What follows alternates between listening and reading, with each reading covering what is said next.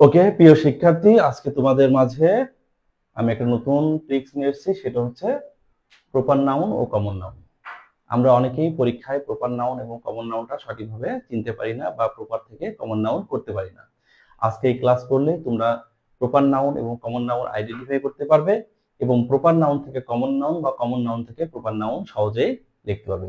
তো চলো আমরা দেখি ক্লাসটা। ওকে, দেখো এখানে লেখা আছে রোজ সমান সমান ফ্লাওয়ার, ম্যাঙ্গো সমান সমান ফ্রুট, ঢাকা সমান সমান সিটি। তো আমরা জানি কোনো পৃথিবীতে যা কিছু আছে তার একটা নির্দিষ্ট নাম রয়েছে।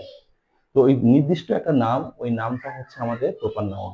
সাপোজ যদি বলা হয়, আমরা রোজ বলতে পারি, লিলি বলতে পারি, লোটাস, এগুলো সব ফুলের নাম।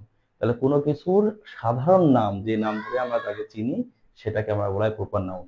আর ওই সাধারণ নামের একটা নির্দিষ্ট নাম আছে, সেটা হচ্ছে কমন নাউন। তাহলে রোজকে আমরা কি বলি? রোজকে আমরা বলি ফ্লাওয়ার। আর এই ফ্লাওয়ার বলতে কি বুঝি? রোজ, লিলি, লোটাস সবকিছু। তাহলে এই রোজ, লিলি, লোটাস এগুলো হচ্ছে প্রপার নাউন, আর ফ্লাওয়ারটা হচ্ছে কমন নাউন।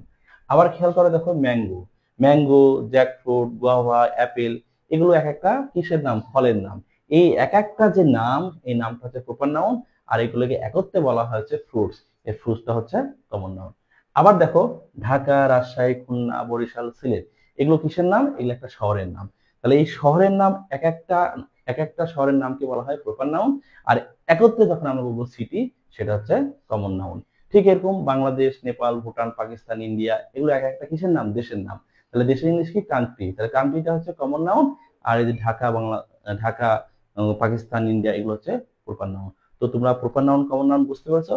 ওকে প্রিয় শিক্ষার্থী, যদি বুঝতে পারো এবং যদি ক্লাস ভালো লাগে, তবে অবশ্যই একটা লাইক, কমেন্ট, শেয়ার করে পাশে থাকবে। আল্লাহ হাফেজ।